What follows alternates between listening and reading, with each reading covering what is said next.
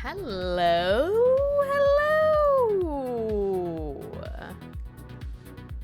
Welcome to The Spark, a show here on the Trident Network with me, hosted by me, C2, it's a show about everything, but mainly the things that are going on in the collective currently. I'm your host, C2.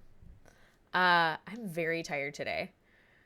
You are watching this show here on the Trident Network, a 3-pronged digital entertainment network. We do videos on YouTube. We do podcasts. Our podcast network is Bumpin', and we do these sick live shows. And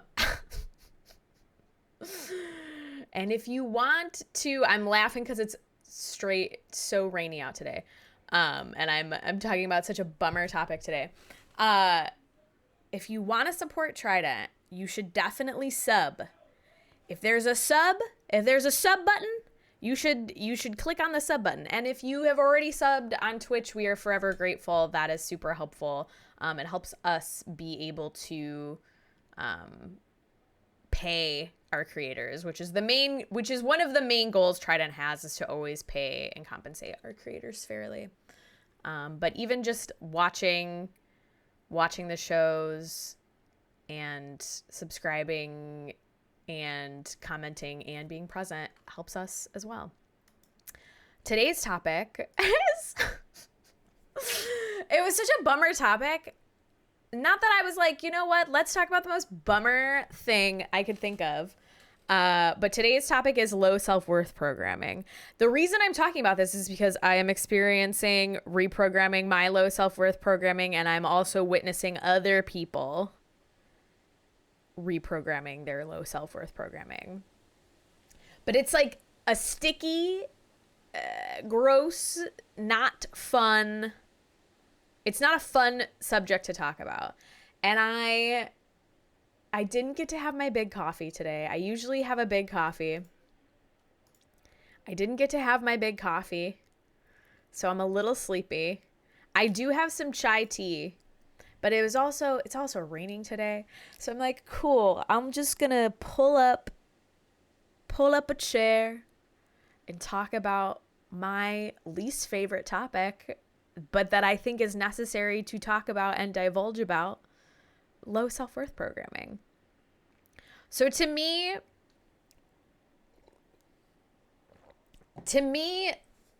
that is the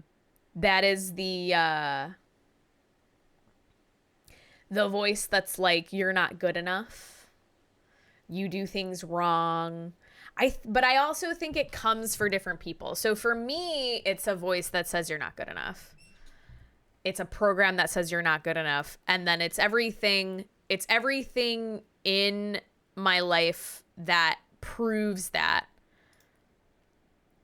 Everything that has ever happened that proves that. There's an idea which I believe, that you're enough just the way you are.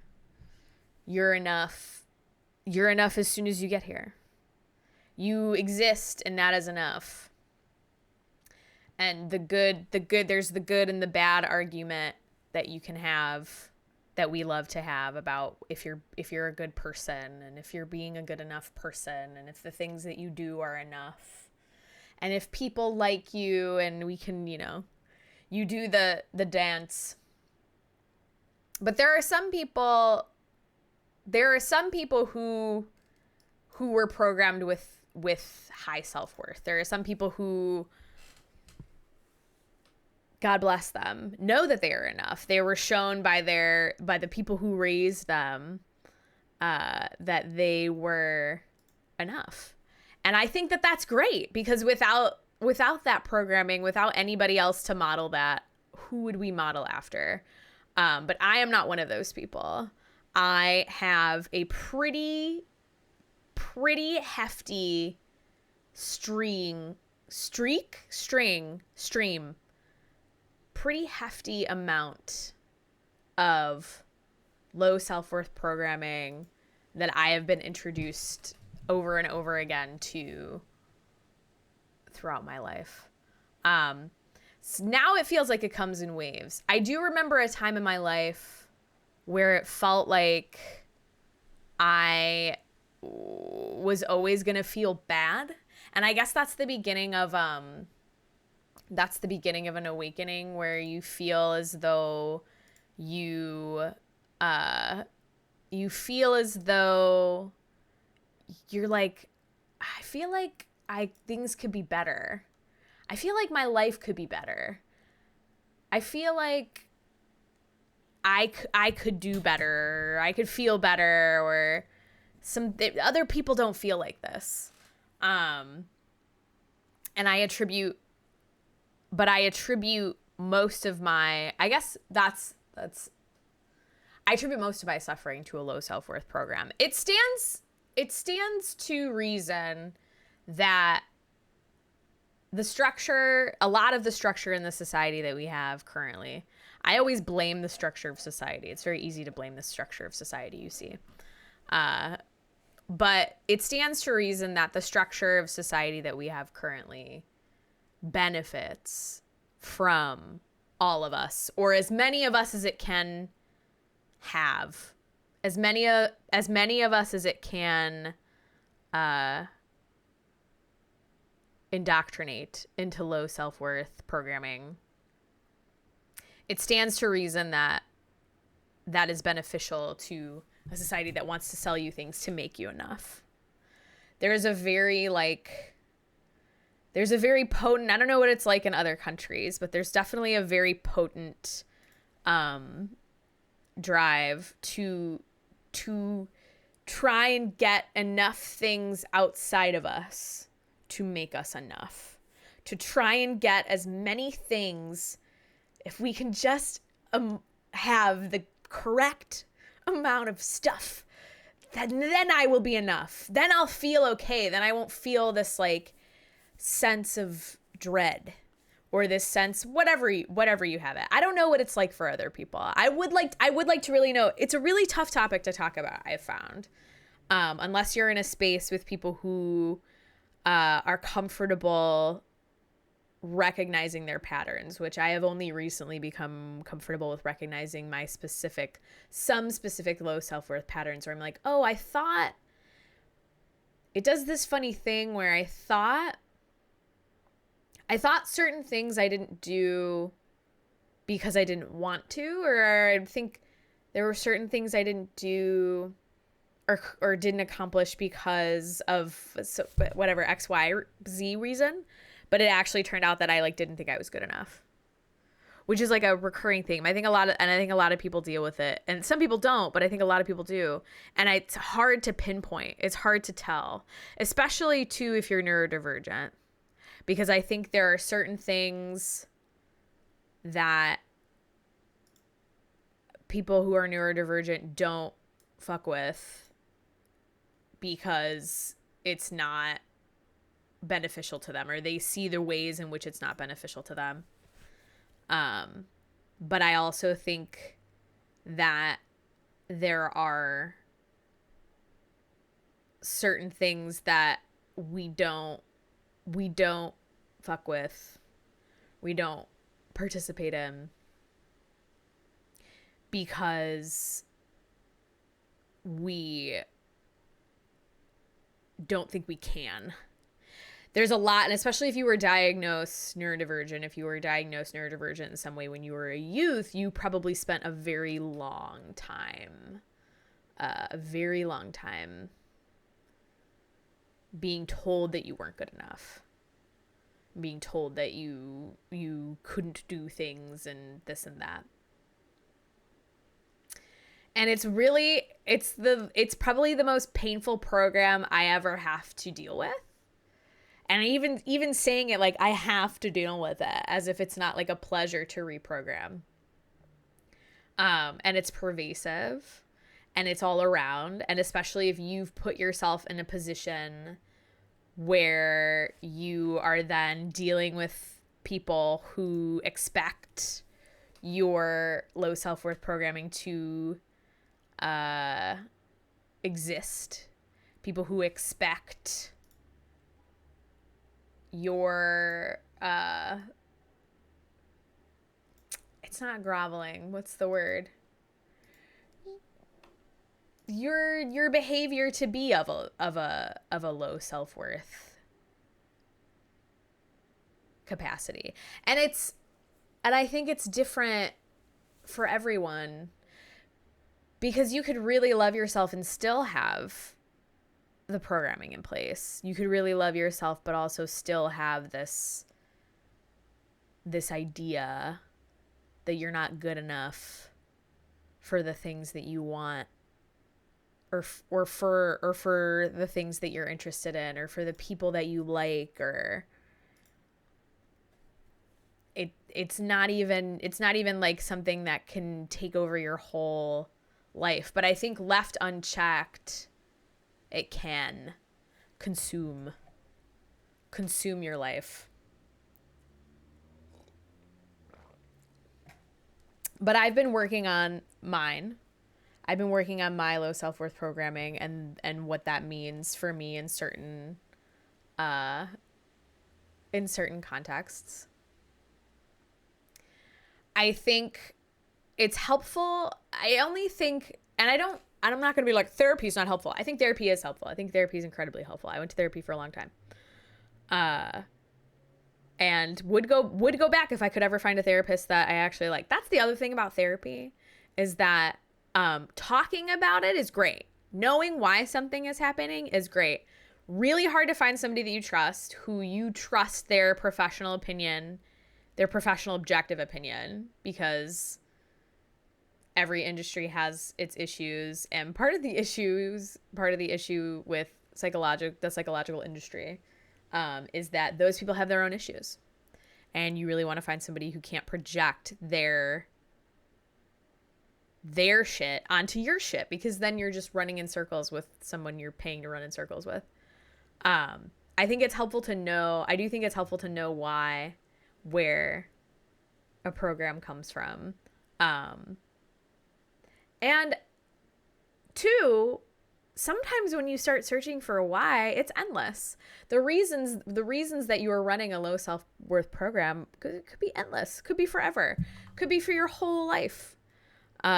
You're finding out. I think there was a time when I thought, and maybe part of me still thinks this, that I could get rid of, if I could reprogram the program, it would never come up again. But that's not really how it works. There's no like one day you decide that you know why you're like this, and then it'll go away. So that's why I don't really think intellectualizing the issue helps to a certain extent, because then eventually, and I'm guilty of that. I think a lot of us are guilty of this. I'm guilty of this. I know why something is happening, but then I don't know what to do. I don't have an idea of how to change it. And I think that has been for me the ultimate, not task. The ultimate task is now I recognize why so many things affect me emotionally. And it's well and good to recognize why so many things affect you emotionally. But then what are you going to do about it? And I think low self-worth programming can have you in a spiral where you feel like you're not good enough, you can't do things, and so you feel like you can never change. And so you feel like you can never do something different. You can never make a different choice. You could never be the person that you want to be, because you are just this idea of somebody who you maybe people have told you are, or who you think you are but aren't. And I think for me, a large part of it too is also being able to I always am like, zoom out. You zoom out to the third person, to the, you're looking at yourself. And I think with low self-worth, when you're clocking that program, it's really hard to look at yourself. It's hard to look at yourself and talk about, or like observe yourself behaving in a way that's like you don't value yourself. And it's tied up in shame. And I think the dealing with shame is so hard to deal with feeling ashamed for how you've treated yourself or others, to deal with the shame of how you've not shown up for yourself, or the ways in which you have like dropped the ball on yourself. Like the ultimate betrayal is like your betrayal of yourself, and you do it and you recognize and you see how you do it, all the ways that you do. And then witnessing that, and then instead of like shrinking away from it and ignoring it, making a change to change it is like the hardest thing in the world. It's the hardest thing in the world.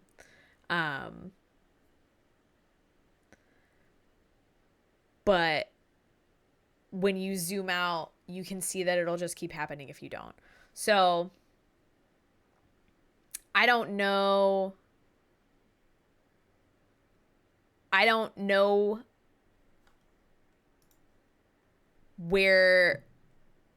what the answer is in terms of changing, how to change, because I think it's different for everyone. And I think it's and I don't claim to have all the answers. This is just what I'm dealing with.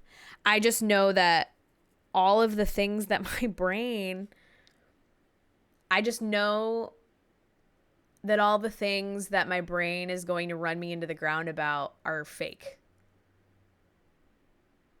Like the way that my own mind injures me, or the way that my own mind, the things that my brain make up are not all that exists. And the things, even like what we deal with, like in the 3D, and people and people's problems and our relationships with people and the like dramas that we create, like that's not the only thing that there is. Like we're more than that. And I think that's the only thing that's ever been able to break me out of any type of programming I've ever had, is to understand that I am not, even the little things that I'm doing, that I'm not even that. I'm not even this right now on the show. I'm not even her. I'm something else entirely. But it's hard. I think it's hard to strike a balance between knowing yourself and also letting go of all attachment to self. Not that that's necessary. I don't necessarily think that someone needs to unattach from themselves in order to reprogram low self-worth. I think it happens differently for everyone. And some people never do. And some people never will, and they'll never know. But I also think people know themselves more than we give them credit for, perhaps. They probably know themselves a little bit more than they give themselves credit for, or they know themselves more than we give them credit for. I have this thing where sometimes I think I know someone. I know what they're doing. I know what they're all about. That's ridiculous. That's so ridiculous. Even me thinking I thought I knew. God. Still I fall into that cycle of thinking. Even me thinking that I thought that I knew what was happening. I don't. And nobody does. But knowing that helped me, helps and continues to help me, as opposed to identifying with this, like, this person who made mistakes or did things that were not high self-worth things, whatever, and continuously identifying with this person. I think that's why, honestly, isn't that why in, not that it's the same as being an alcoholic, but isn't that a big part of why an Alcoholics Anonymous is reckoning with something that is bigger than yourself, is coming to terms with whatever God is to you, whatever God is to you, whatever God is to a person. I think that's why. Because at some point you can't keep being this small, like, because you're not. And not saying that, like, it has to be religion, because religion is just one way, I should say. It's just one way of relating to all that there is. But I think that's why. I think if you can tap into everything that you are really truly behind this, whatever this is, it makes it easier to then be this one person who has whatever, this and that, and self-worth, and I'm working on myself, and I'm doing the work, and la la la. And I think the cosmic joke that it continues to be that you, like, if you read into any of the ancient teachings or deep into Buddhism or whatever it is, the cosmic joke is always like, you were enough already. You didn't have to do any of that. You didn't have to do any of that. You could be enough right now. You could stop. You could stop getting better. You can stop healing. You can stop reading all that stuff. You can just be alive and exist. You don't have to go searching. You're it right now. And that makes me laugh. And I try to tap into that as much as I can. Because that's free. That's free. For sure. But for me, yeah, I couldn't do it. I don't think I could conceive of myself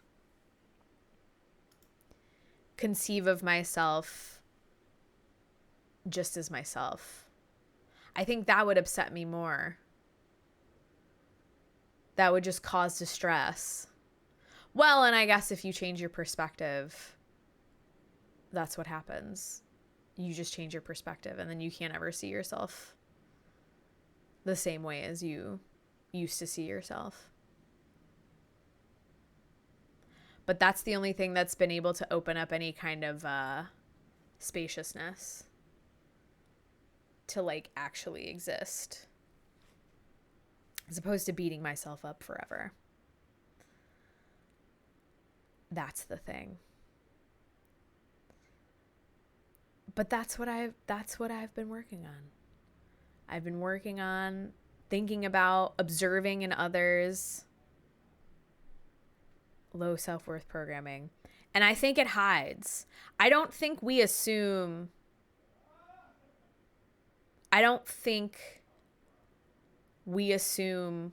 think poorly of ourselves. I think we imagine that we don't. I think a lot of people imagine that they don't until they are faced with behavior that is somewhat contradictory to how they feel, how they truly feel, and then they have to reckon with that. And I think perhaps that might be the cascade. For me,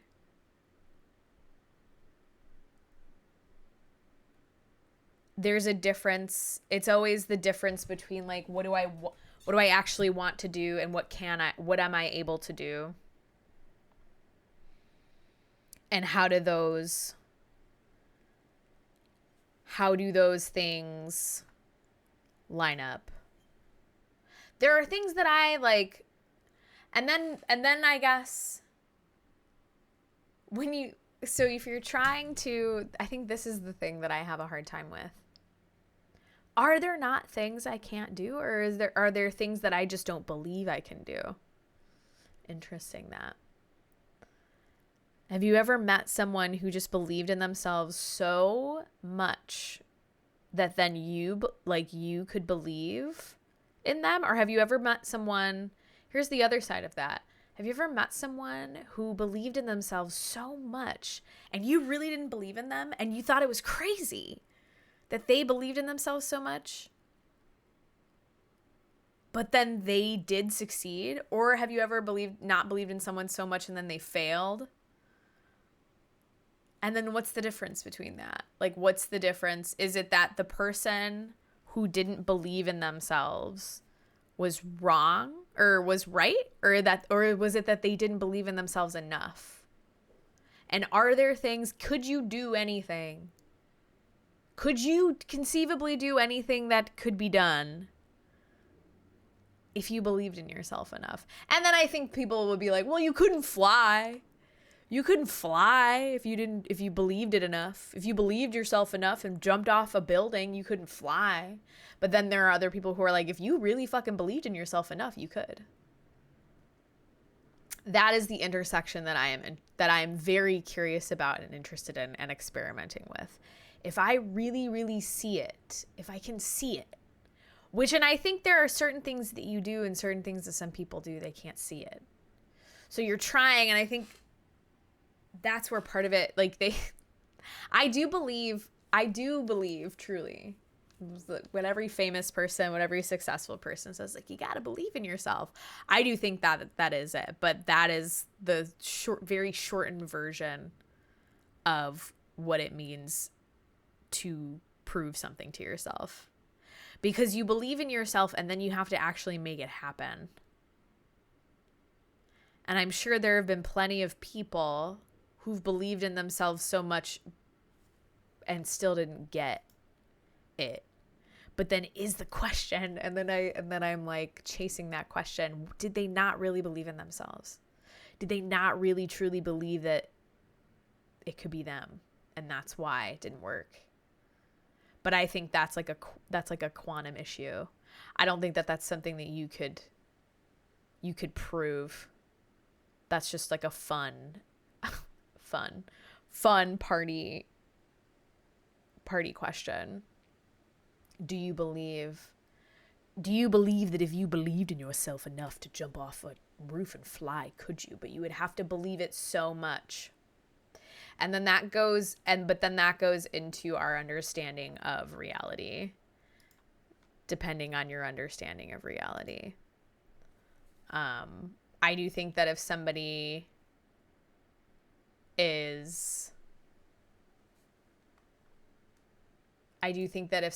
believes in themselves actually truly enough, they will make the thing happen. I think partially for some people, their 3D reality reflecting back onto them the idea that they're putting out. So there's what is it, non-dualism? There's this idea from quantum physics where, and there's also this highly debated part of science where is consciousness an essential part of the scientific process, or is it not? And there are materialists who believe that it's not, that these experiments and these things that we have proven would exist without consciousness, which even when I say it sounds silly, because no, they wouldn't. We wouldn't even be doing them without consciousness. We wouldn't even be there conscious to care. But that's materialists. And then I can't think of the other, maybe it's idealist. An idealist believes that all there is consciousness. There is just consciousness, and everything else is playing out onto that consciousness. And consciousness is first and the end all be all, which sometimes I believe that, and other times I'm like, maybe not. And then I think the other one is non-dualism, which is both. It's both and. There is consciousness reacting on the material world, and the material world is reacting back to consciousness. But in most of these disciplines and in most of these modes of thought, there is consciousness, and consciousness does matter to the scientific process. And sometimes, I should say every day, I am experimenting with the idea. And I don't know why I have these headphones on, because I'm not very listening to music and I don't have any alerts on, and yet I put these headphones on because it's something that I do. I am one of those people who believes that if you train your brain to believe something enough, and if you practice that training enough, and if you change how you think, everything around you will change. And I do believe that. I don't believe that you can change other people's realities. I believe that you can convince other people of your realities. We live in many different realities that people have convinced us are the one true reality. So I believe that. I think that's something that we deal with. I think that, but in the terms of low self-worth programming, it becomes less scary to talk about when you're thinking about it as just like a mode of thought. So when I think about it as like value on myself and my experiences, it becomes really hard to talk about. It becomes really hard to talk about, oh, my past and the things I have done and the people I have been and the people I have affected. And like, it becomes this like very personal, like shame-based thing. But if I can think about it as a consciousness, as just a pattern of thought that can change, that I can change with practice, because I'm a programmed being. I'm a programmed person. I've been programmed. So with practice and application of the reprogramming, I can change that mode of thought. I think something that keeps us stuck in that mode of thought is that if we've never been outside of a low self-worth program, we don't know how to make decisions from a higher self-worth program. That's something that hampers me, is a sticking point for me, because I know how to make decisions from a low self-worth point. I know that perspective. I know how to make decisions from a point of not trusting myself. I know how to make decisions from a point of thinking that I don't deserve certain things. I know how to make these decisions from that point. I don't know how to make decisions from a place of high self-value by rote. But I think then that is also you change how you make decisions entirely. So instead of having like, this is how I make decisions, these are my hard and fast rules for how I decide stuff, you instead have to take everything as it comes in the moment, based on a framework that you have provided for yourself that is like a high self-worth framework, or whatever framework anybody wants. I don't have a prescriptive version of myself where I'm like, this is how what would a person, I think this is, and that's a hack. I think people have that hack on the internet. And they're like, yeah, that's a hack, where it's like, is this a decision that somebody who loves themselves would make? But even that is like, if you're coming from a position of being in a pattern of not loving yourself, you might not know what somebody who loves themselves, you might not know what decision they would make. So the more difficult work probably is rewiring yourself to believe that actually. But to me, it's not harder. Something that's harder to me is trying to make a decision from somebody I don't feel like I am, But for some people that like hacks it. Like they're like, "Oh, is this something that somebody who loves themselves would do?" No, then I don't do it. But that's so far removed. I want to feel it. I want to feel like I love myself. I want to feel like I love myself even when I'm not making decisions in front of other people. I want to feel high value to myself all the time, always. Not just when I'm faced with a decision, but when I wake up in the morning and when I make my coffee and when I have a conversation and when I'm doing nothing alone. I want to feel the well of value for me. So that to me doesn't have a hack. It's literally you reprogramming yourself forever. And like recognizing your patterns and creating new ones, which takes time and discipline, and it's not fun, and understanding when you do things from a position of low self-worth and forgiving yourself. And I think the other part of that too is forgiving yourself all the time. I don't think anybody forgives themselves enough. I sure don't forgive myself enough. I don't think anyone, well, I guess there's some people, but I think things are so punitive now. Even healing is so punitive and punishable. You're not doing it right. You're not doing it right. This person, they're not doing it right. They're not doing it. It's very like, that person's not doing it right. We're not doing it right. You're not doing it right. It's just the same pattern. It's the same pattern within a healing framework, but it's the same pattern of like, well, you're not doing it right. Self-flagellation. I'm not doing it right. I think the truth is probably, and I just said, oh, it takes discipline and la la la, but I think the truth is probably much more chill, which is why it's harder to come by. It's harder to get to the truth of that, like, you literally don't have to do anything. Because I think to some people, they think, oh, this other person sucks and they should change.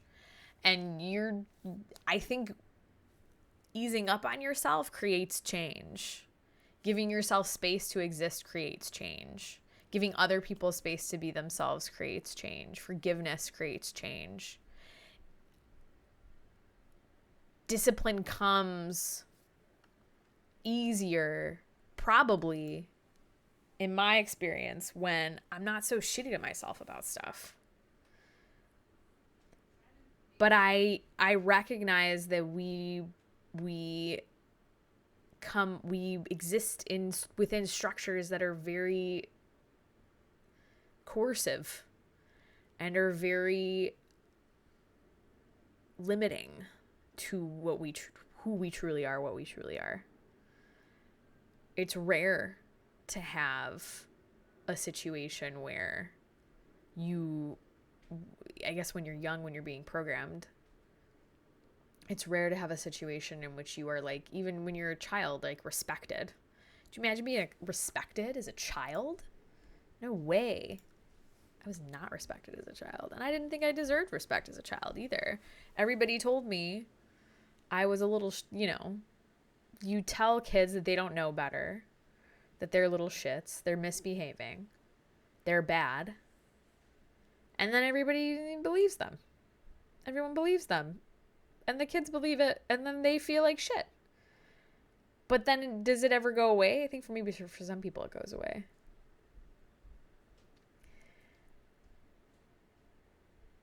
But yeah, easing up, which feels counterintuitive in some way.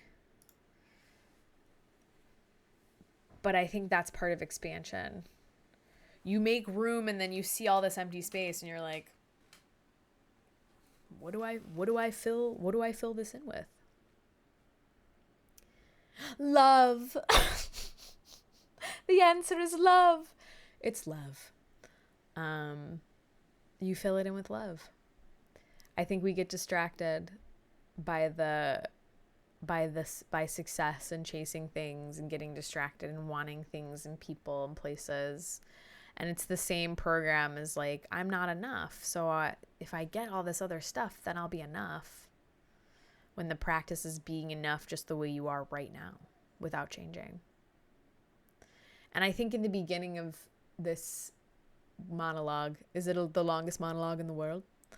I think in the beginning of this episode, I was like, you need to change. And I think it's both true, but you don't change by forcing it. You change by just changing, which sounds silly and goofy to say it that way.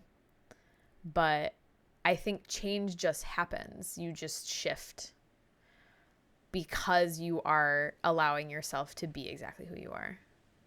You're not.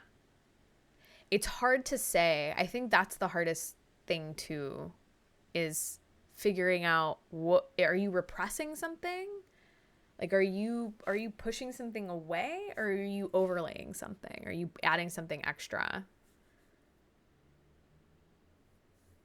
I wonder if a lot of it is repressing who we are. That's what it feels like anyway, day to day, in regular things. When I'm in situations, I'm like, I feel like I'm repressing I feel like I'm pressing parts of myself down. I feel like I'm being told that I must press parts of myself down all the time, forever, for my whole life. And I think we do that to other people, and we do that to children, and we do it, and we don't like it when people aren't pressing themselves down. And I'm guilty of that 100%. I don't like it. There's people who are expressing themselves, and I'm like, I don't like that. I don't like that you do that.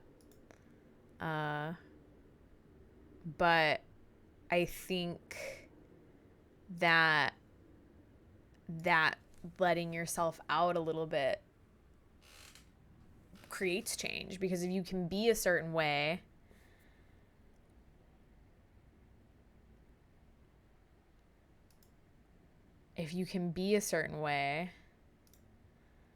you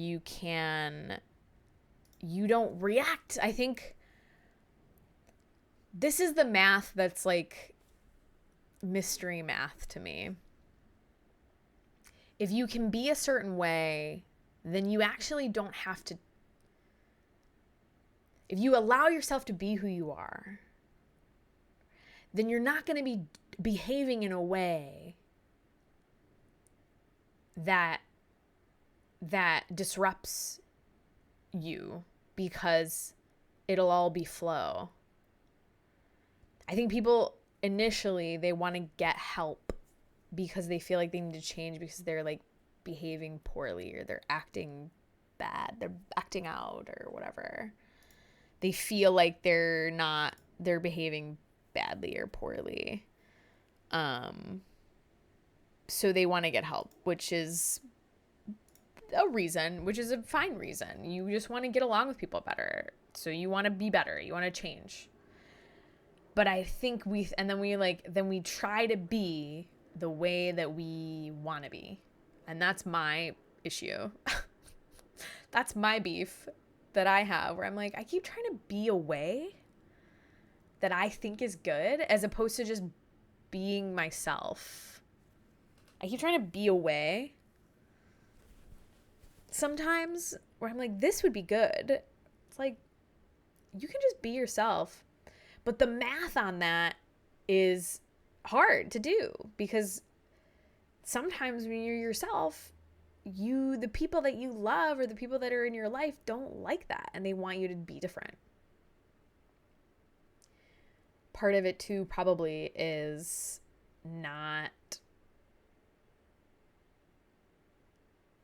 it's not needing other people, but accepting yourself, and only fucking with people who accept you. Only associating with people who accept you. But in order to get to that point, you must accept yourself. You must accept the ways that you are, even the ways that kind of suck. But I really think the things that you don't like about yourself ease up when you allow yourself to just be the way that you are, whoever that is, in whatever season you are. And we all change anyway, because life happens to us.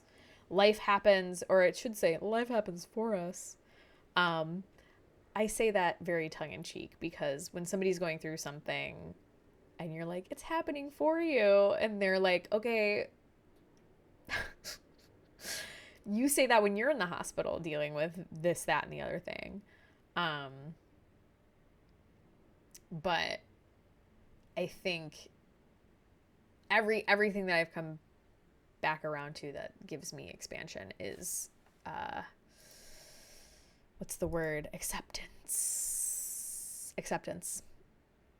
which is hard to accept yourself.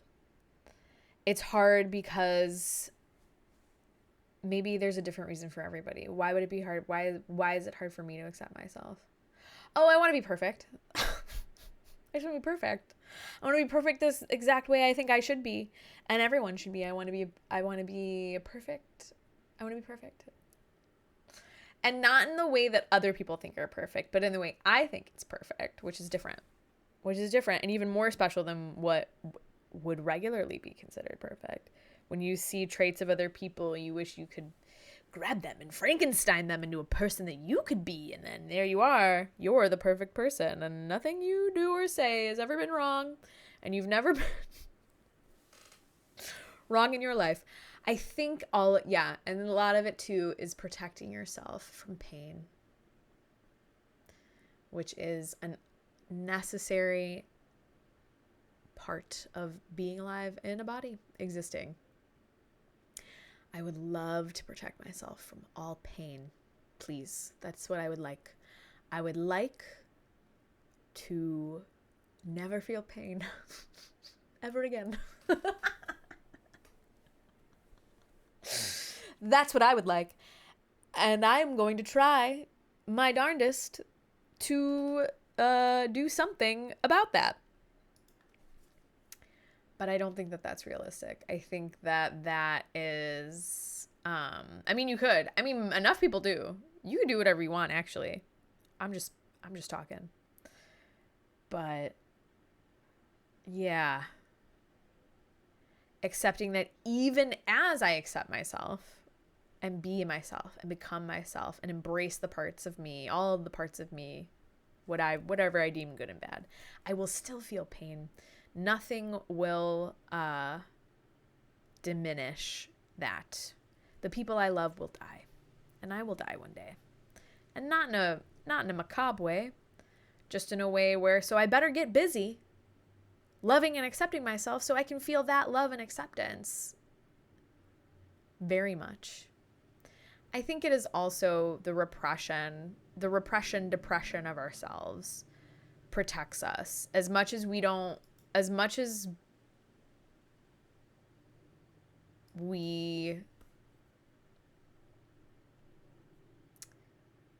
deride it. We're like, I'm not depressed, but like, you're depressed. It's very easy to get depressed.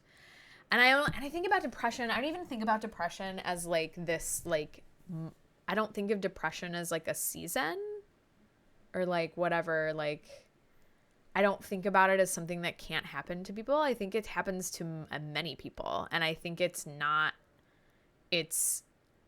comes in many different forms. Sometimes it's a choice to protect yourself and depress who you are for safety. Sometimes it's grief.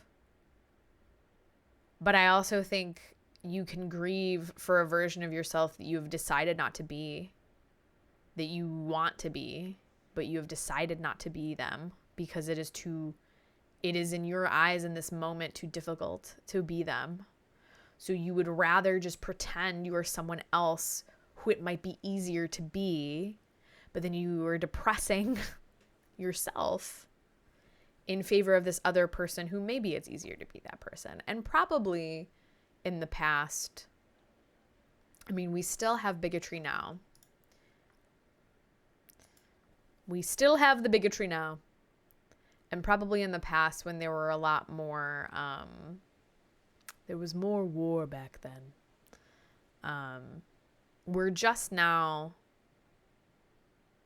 in a place of human consciousness where maybe we want something different, I think. And I think the difference between depressing ourselves versus being ourselves. Maybe depressing ourselves actually isn't keeping us safe. Maybe not being ourselves and not accepting ourselves and not loving ourselves isn't actually keeping us safe the way that we thought perhaps it would. I think for some people it does keep them safe and has kept them safe, and they will continue to do it until they die. And I think that's okay. I think it's okay to deal with your programs for the rest of your life because they are your programs. You did get them from somewhere, and they are programmed into you. I hope that I mainly hope that one day I won't have them. But that's just my little cute little hope, is that one day they won't pop up. And indeed they have not. Indeed there are times that they have not popped up in my life as much. I definitely don't have the same brain thinking the same way, but I do keep an eye out for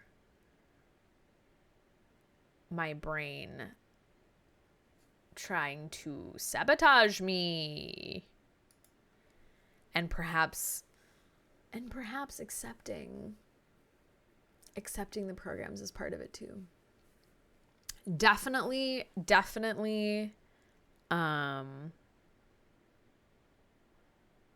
a slow journey. Things don't always have to be fast. Some things take time and care. And love and expansion and acceptance. It's hard. And sometimes you're just gonna be who you are. And I think that's okay. I think it always comes back. A lot of it always comes back to self-acceptance. I think the more you accept yourself, the more room you have for change. I think you change when you accept yourself.